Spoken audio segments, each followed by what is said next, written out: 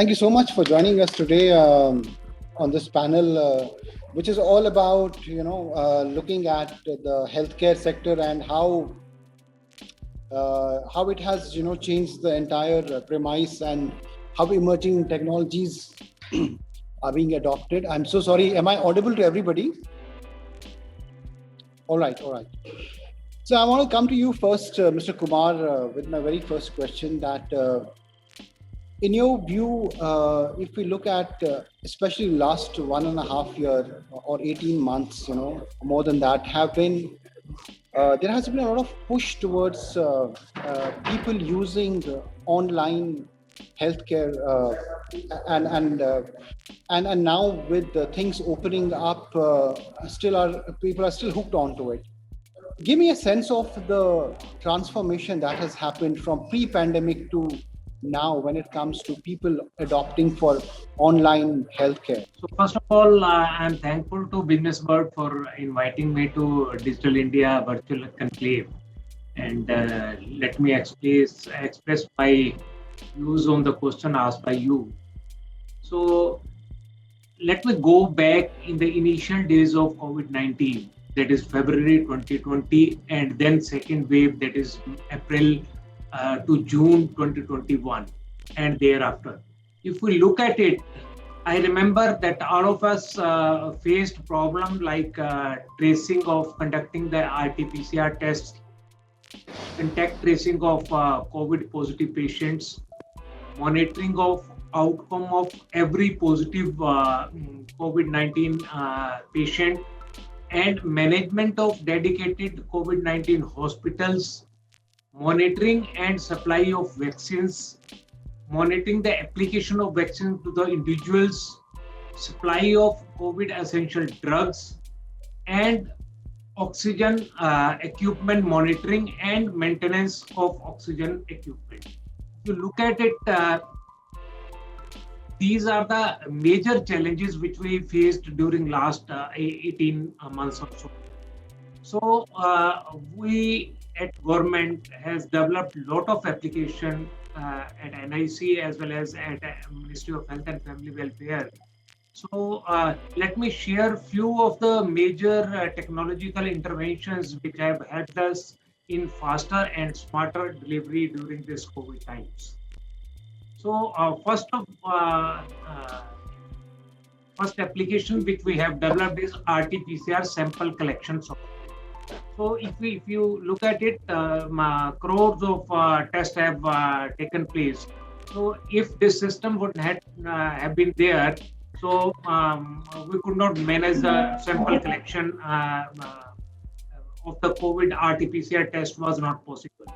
So now we have a record of every sample which was taken for RT-PCR tests.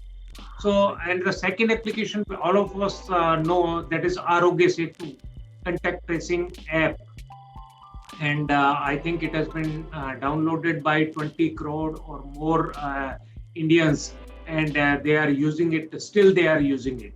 And the third one is very important application, which was developed by Ministry of Health and Family Welfare, and NIC was technical collaborator with that. That is the COVID-19 special surveillance system. So it basically takes care of almost all the aspects of COVID-19, and this application is primarily worked up to the hospital level. And the fourth application is CoWIN, and I think all of us know about CoWIN. And the fifth application is e-hospital for dedicated COVID-19 hospitals. So HMI solution was developed for that particular purpose, and so that dedicated COVID-19 hospitals which don't have any IT solution, they can use it. And another interesting case was a known communicable disease tracking system. A lot of data about the non-communicable diseases was there. So this data was used for giving the priority to the for the purpose of vaccination, because it contains a database of diabetes, hypertension, cancer. So all those beneficiaries were identified from this database and was used for prioritizing the vaccination process. And the seventh one is basically oxygen equipment tracking, that is OxyCare. This is the latest addition, and I think the Honorable Prime Minister today dedicated lots of PSA plants, about more than 1,200 PSA plants have been dedicated to the nation, and all the major hospitals, they have been provided with the PSA oxygen plant, and the monitoring of these plants are being is being done using IoT devices which have been fit into these oxygen plants, and the data from each of the plant is coming to the portal so that we can remotely monitor these plants. So these are the major applications which were developed during the last 18 months by NIC and by Ministry of Health and Family. So give me a sense of specifically, there has been an example set the way you set up a COVID response team. Tell me how digital was enabled to address a crisis, and from here on, when it comes to new technology, emerging technology in healthcare, what is your what is your department doing in your region for the year 2022? First of all, thank you for the Business World for nominating us. See, basically what happens is before the pandemic has started, we were just collecting, the health department was working on some basic digital initiatives.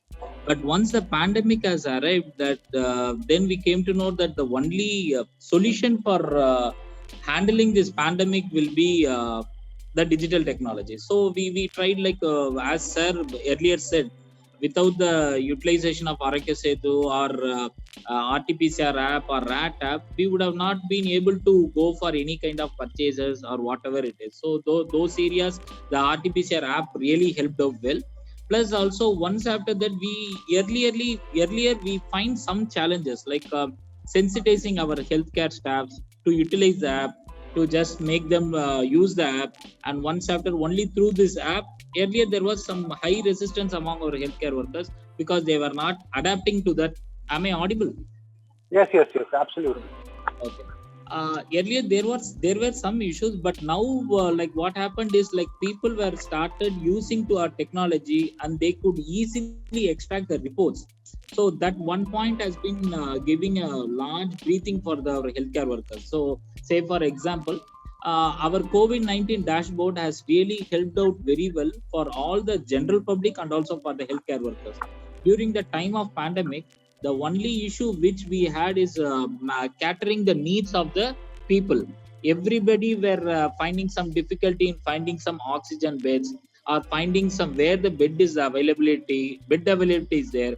So all these issues could be done only through the digital technology, where we develop a dashboard in a very short time, where NIC has helped us very well.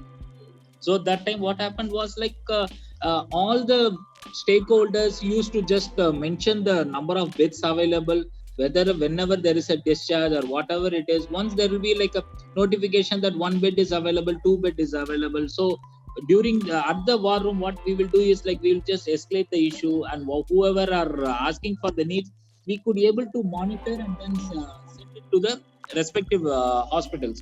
So that actually helped us very well. Actually, to be very honest, during the time of pandemic, this system has emerged as a clear winner. So we could handle, because during the second wave, we would encounter around like 700, minimum of 1,000 cases per day, where like we without this technology, I don't know, like how would we have been handle this pandemic. So this is one thing. Apart from this, we have, yes sir.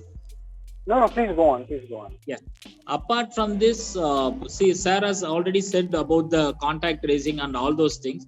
So as from the administrative point of view, when we have to just make some cluster management, or we have to know we should have a proper data set. So from which area that emerges, from where the cluster developed, from where so for those stuffs, this digital technology has helped her. At the field level, the health workers might be knowing, okay, this person is contacted, this person is working here and there, but for making a containment plan or making a containment strategy or doing any kind of testing and all other activities, only through digital technology we could sort it out. So we had a separate Google Forms for where we used to get reported. In fact, we have adopted one technology like given by a volunteer called Step One. Step One volunteer team, they just contributed as a part where we used to just take the line list and we call the every patient and assure that our healthcare workers are following them. So that gives a very positive note to all the patients, and every patient were followed up. Every patient were given some advice saying that, okay, today you have to go to this hospital. Today you have such a symptom. Don't worry, we are there with you. Here is your nearby hospital. Whatever issues are there, there is a helpline which is functioning 24/7. So all these things actually really helped out. Apart from that, it's a contact tracing. During the time of contact tracing, usually earlier what happened was most of the people won't be revealing how much patient they have met. Right. So this bridge has this actually bridged away, and also many workers won't be going to the workplace and just ask for the contact. I'll come to that part. I want to go to Mr.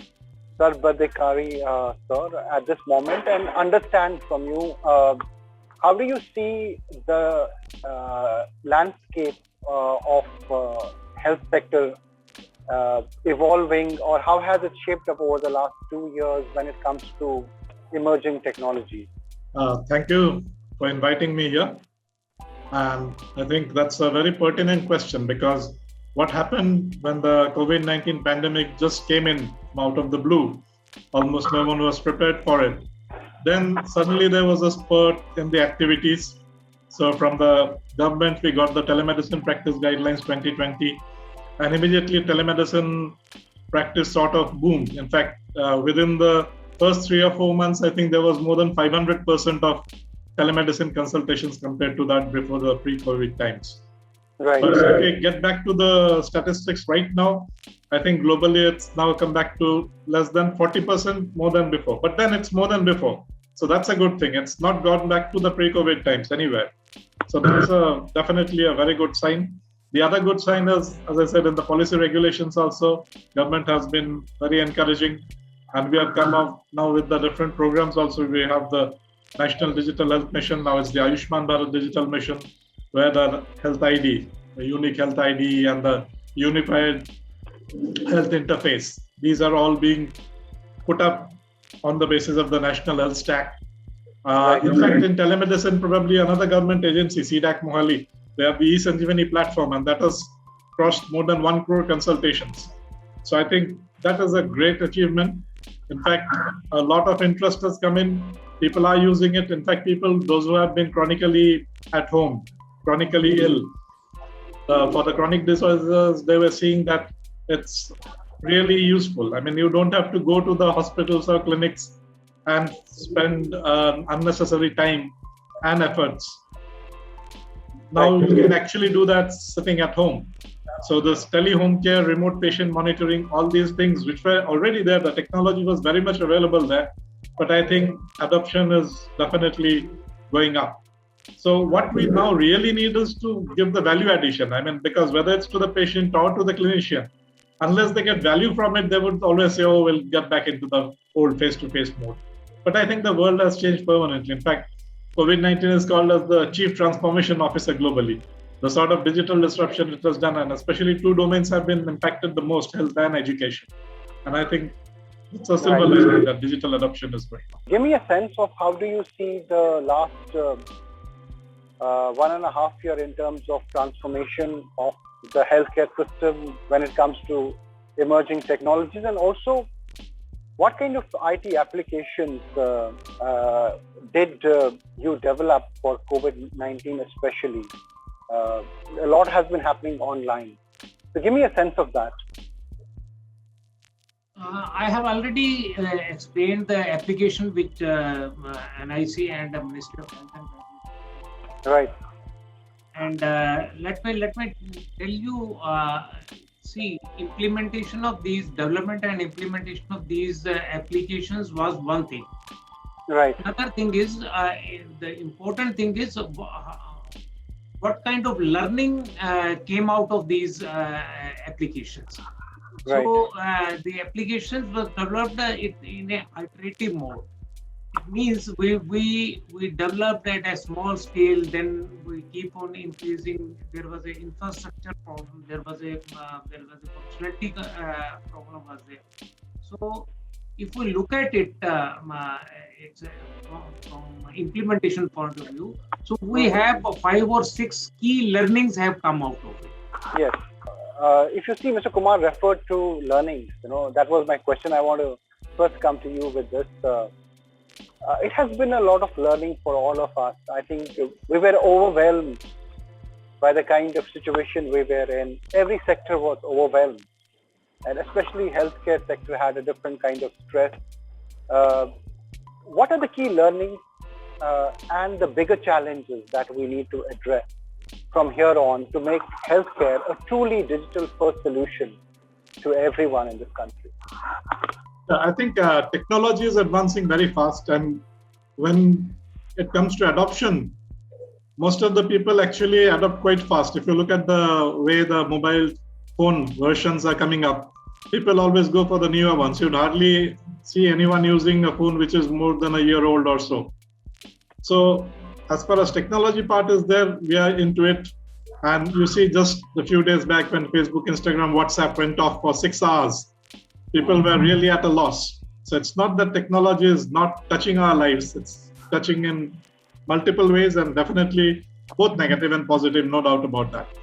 The other thing which I would look at, now it's not just online or offline, it's more of a blended thing. So both have to be there, and optimally they have to be used. In the policy front, I think another very interesting development has happened, and I think this has not been really highlighted. On 28th of March, the Parliament passed an act, the National Commission for Allied and Healthcare Professions, so the NCHP Act 2021. And under this, there would be 10 national councils, of which the 10th national council is for health information management and health informatics professionals. So this, I think, is a very, very welcome move, where health information management and health informatics is now going to get a national council and the respective state councils. So government policy-wise, definitely there's a lot of encouragement. Probably the academic institutes have to now go in faster gear, because I think most of the academic institutes are not even aware of such developments. And in fact, as such, formally also, we don't really have courses running on these things. So I think there's a lot to be done. So health professional education needs to be revamped. In fact, all the health professional education, whether it's medical, dental, nursing, or even those who are into information technology, need to really look at health data literacy. Right. Digital literacy and health data literacy together will give this digital health literacy. This is now sadly missing. People are using wearables, Fitbits and Apple Watch and whatnot, and they want their doctors to use that data to manage them better. But there's so much of information, everyone is at loss. Which one is to be taken and which one can be harnessed for better management? So I think education, capacity building of human resources for health takes us center stage, and I think the focus is not that much yet. So we have Dr. Durai Swami also here. I'm sorry, I wanted to come to you earlier, but yes, sorry, your camera, yes, I was waiting for this. Let me come back to you with the same question about key learnings from the pandemic in terms of the use of technology and the bigger challenges that are there which still need to get addressed. It is a very right question. The key learnings which we came to notice was any technology which we develop should be an user-friendly technology. That is one of the basic learnings which we learned, because we tried out some technologies for just adapting we just tried with developing two application called contact tracing application and the quarantine watch, which it was a big failure for us. Then we came to know, how smart we develop an application, how user friendly it is, then only the application will be easily adapted by the health worker. Because when it comes to technology, the end users are not the technical person who can handle the application very smartly. So then we came with the simplest solution. So so we scaled down our level of expectation, and we just that is one of the basic learnings which we came through the digital thing, because our grassroots level workers are ASHA workers, ANM workers, and they are not very much familiar with the system. But once after this pandemic came, then we came to know that everyone started using this WhatsApp and all the social medias. And as days progress, what happened was everyone started generating reports through WhatsApp, and they used to share all the reports to WhatsApp. So it has made their time consuming very simplified, and we developed some basic Google Forms rather than asking them to take in a paper pen and just report it on everyday basis. We developed a simple Google Form, and we made them ensure that this is enough for submitting the report.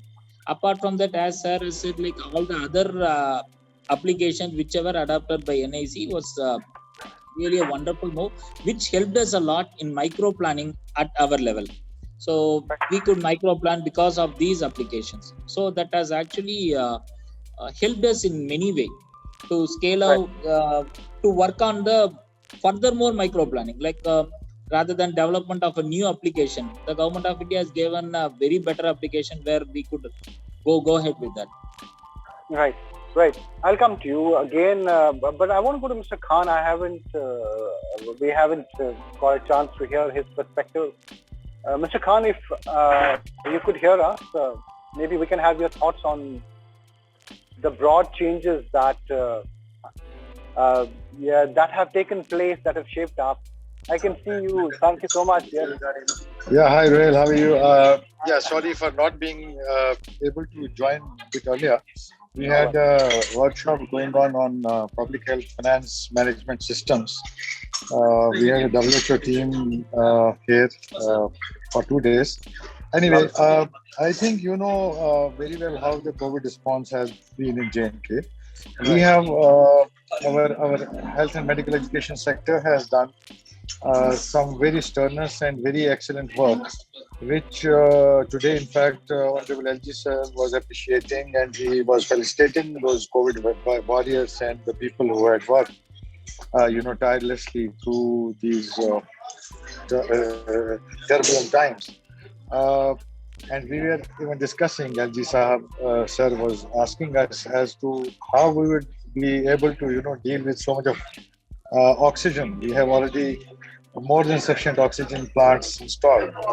Some on the PM CARES fund, some from World Bank assistance, and some to state sector. We have, 18,000 isolation beds right now in place as well.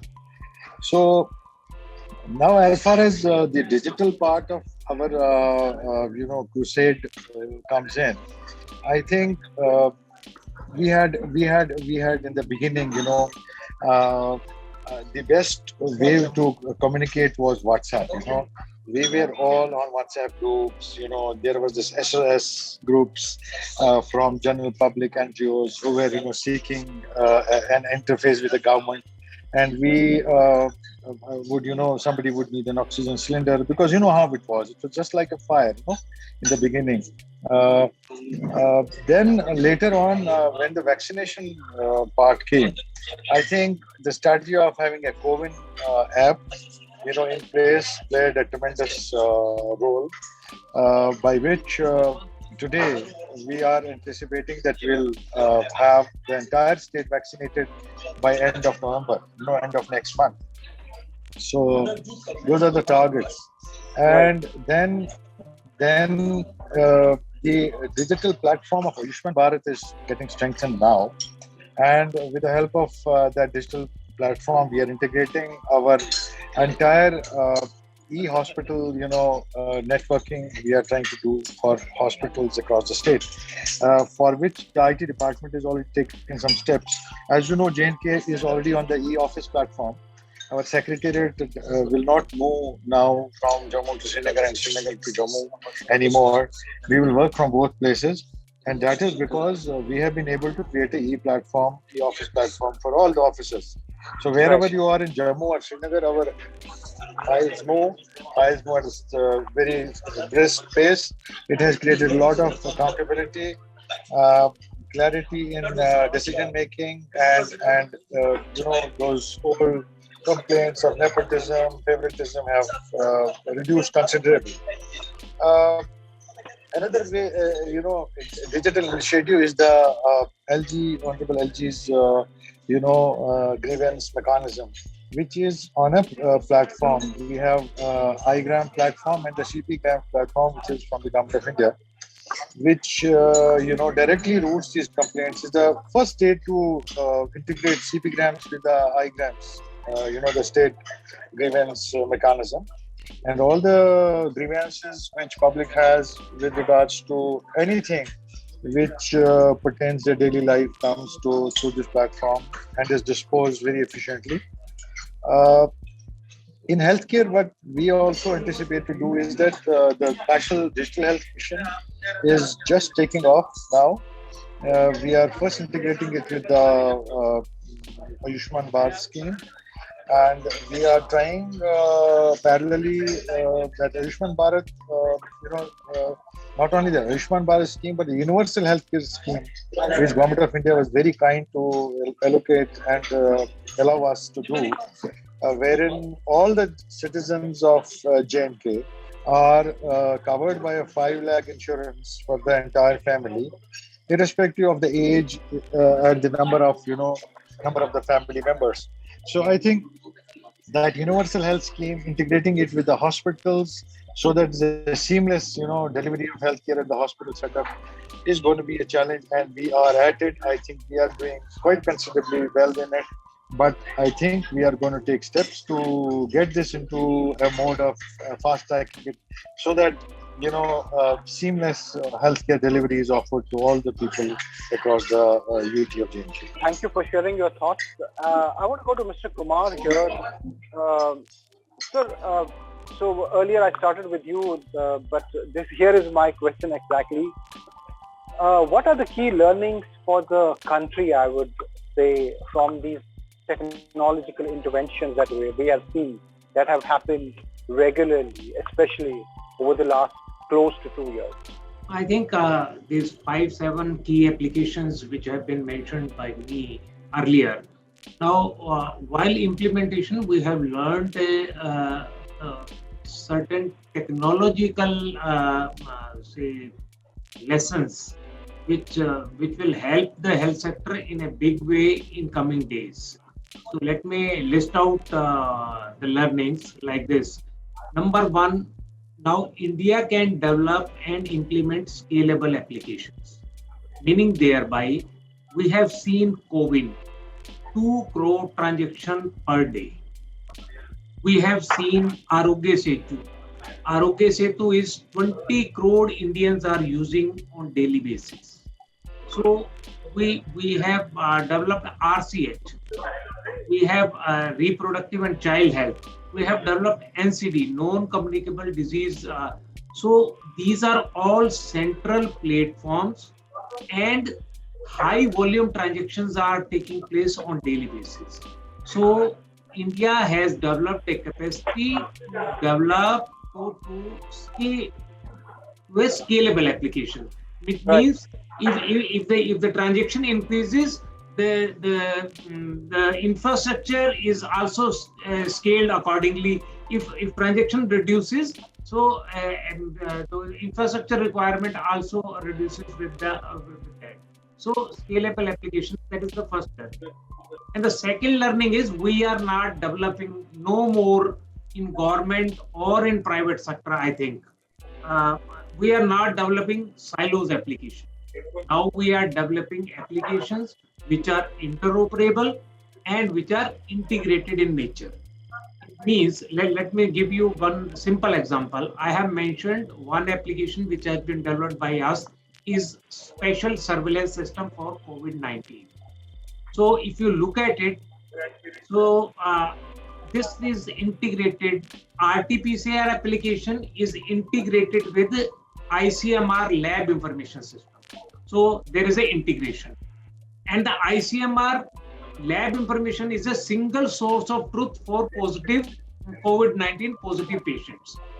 And the data from ICMR lab information system flows to special surveillance system, special surveillance system. So from this, S3 system is further integrated with Arogya Setu, which takes the input for the contact tracing. Now, whatever data, and the data is updated on S3, and this data is given to various dashboards. So 5 systems, and each system has a clear functionality, but they are integrated. It means we are moving toward a clear direction that there should be a single source of truth to any data. So you need not to capture the same data time and again in different systems, but you capture the data at one place and share it with the other system so that data consistency can be maintained. That is the second learning. And the third learning is India can integrate medical devices with the information portals. The recent example I was mentioning, that PSA oxygen plants, they have been fitted with IoT devices. So it means the information in terms of pressure, flow, and purity, it is coming from that IoT device to the information portal, and now the technicians can go wherever they want. And that information on these 3 key parameters, it is available on their mobile in their pocket. So it means they can monitor their plants wherever they want to go. So plant and monitoring. So you need not to sit in front of the plant to monitor it. That is what I want to say. This we have done very practically. We have demonstrated it, and this has been implemented in 100 PSA plants, and it will be scaled up to 2000 PSA plants. And the another thing is, we have already demonstrated that lab analyzers, radiological PAC solutions, they are also integrated with e-hospital and with the e-Shushrut hospital of e-Shushrut solution of CDEC. So it means we are now in the process of integrating ICU devices and the personal wearable devices. They are also being integrated with the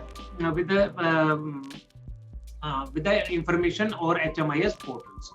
So this is the third learning. And the fourth learning is our software are not normal software now.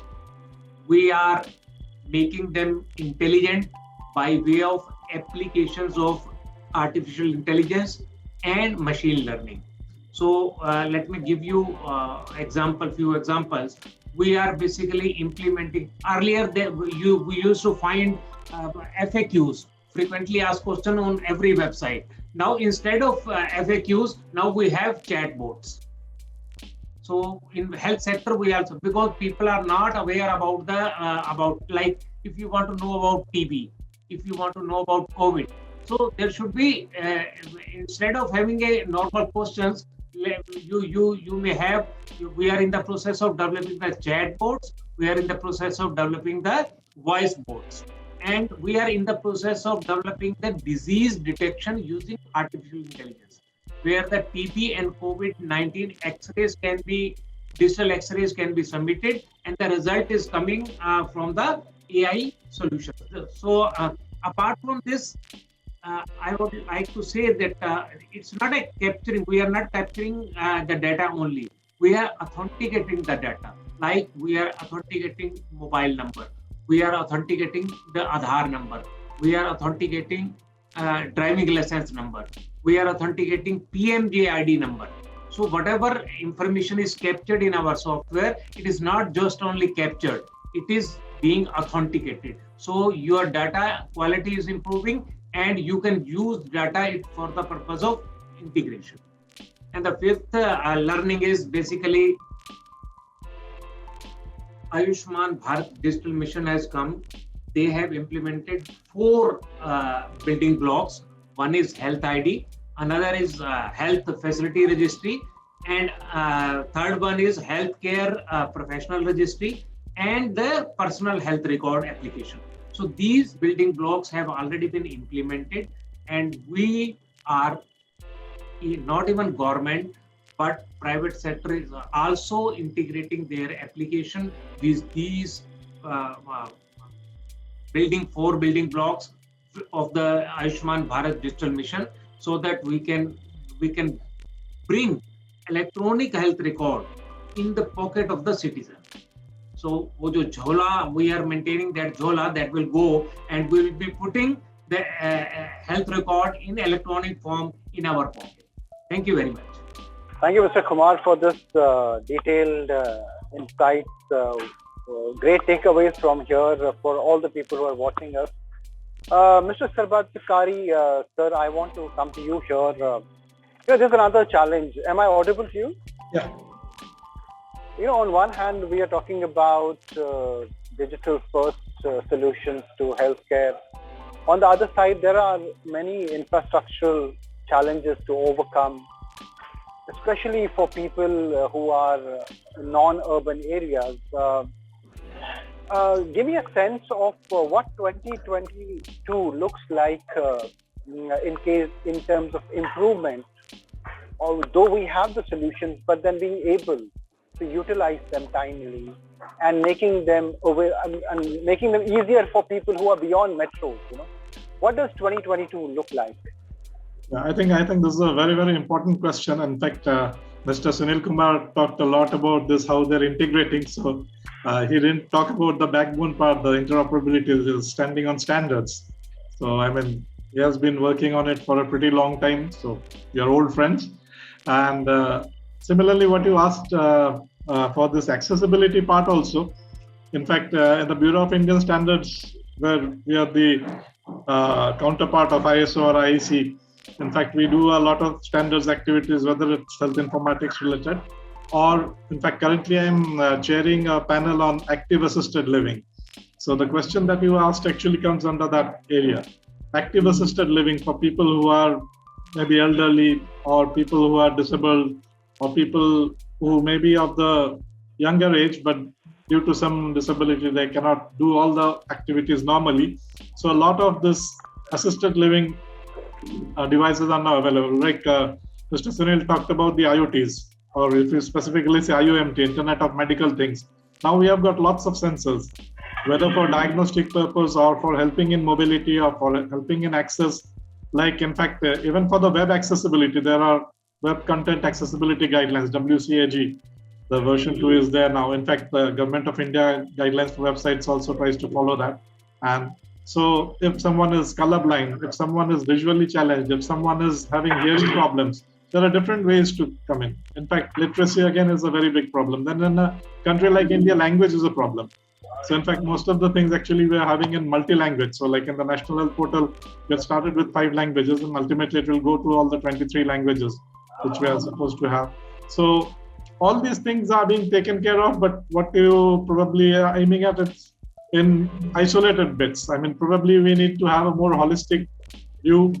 In fact, sometimes it happens that something is happening in some place, but it's not percolating to the others. So I think a lot more the stakeholder consultations are required, and I think Mr. Sunil Kumar would be a better person to say actually how do you really make people realize, because I think he has also had that problem. You do a lot of things, but people are not even aware of it. And unless someone is aware, how can one use it? So I think because ultimately it's going to benefit the common person. So it's definitely something for everyone, for the population, but then we need to know people, we need to let people know that there is something. Absolutely. I want to bring in Dr. Doraiswamy at this point and ask him the same question that, though we make solutions available to people, but a lot of people face other issues like low internet speed, not being able to understand the interface. How do we solve that bit? Because on our end, we are providing the solution. But are you taking proactive steps to even address the other side of the coin, which is about how the user sees it? Are they aware of it? So how are you trying to bridge that gaps? It is a very right question. Actually, whichever solution government of India comes, there is a small delay or sensitization issue is there. So what we do here is like whichever program comes to us, we just understand the technology completely.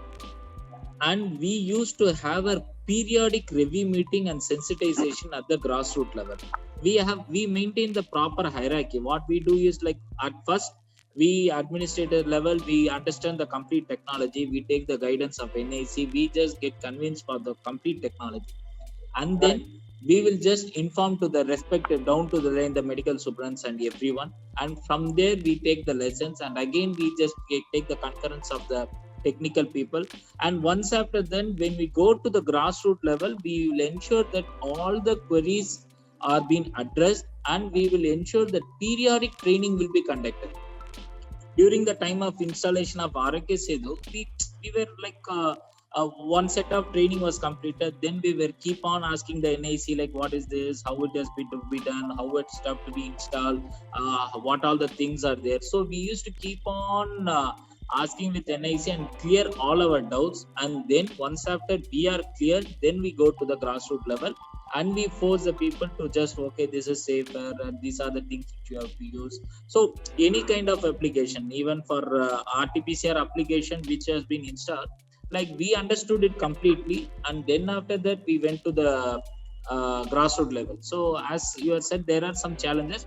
It's all up to how we take it and just deliver it at the field level. In fact, NDHM, it has been announced before itself in all the UTs. Pondicherry stands around like a third place in respect to creation of Health ID. So before creating of Health ID as a pilot project, UTs were selected, where we come to know, okay, digital Health ID is one of the options. Then we explored what all the issues are there, what all the pros and cons. We discussed among ourselves. First set of discussion with NIC and others, and then only we will just go to the ground level. Okay, let me go to Mr. Kumar here, and before Mr. Khan joins us. So your thoughts on this? So there are two sides to this coin. One is that we offer solutions. We enable ease of access to healthcare, but on the other side, there are other challenges, especially on the larger scale of speed and being able to understand it, making it more user-friendly. What are the ways to address this? What is being done to address it? See, there's two aspects which I can understand very clearly. One is infrastructure, Right. and another is application. So you have to make the application, you have to enable the applications. See, it is you cannot operate with the normal application. If you want to have a scalable application, then you have to change your application from monolithic to microservice based architecture. So architecture has to be changed. So that is the application part of it. So, and new kind of platform, new kind of technologies, new kind of programming language has to be used. New kinds of tools have to be used in the application development. That is the one part. And the second part is infrastructure. So infrastructure we have been using. Initially, we were having data centers. Then we moved to cloud. Now we are moving from even within the cloud, we are moving toward containers. So it means if you want to have an application on the one side, and they need to be deployed, and infrastructure is to be enabled for scalable applications. So government is working on both sides. We are whatever application we have developed in monolithic architecture, we are moving from monolithic architecture to microservice architecture, and scaling our infrastructure. We are moving from normal virtualization to container-based technology, so that we can make, we can operate, we can put it on ground the scalable applications. So, and the third part is basically functionality. I think I really appreciate Durai's me.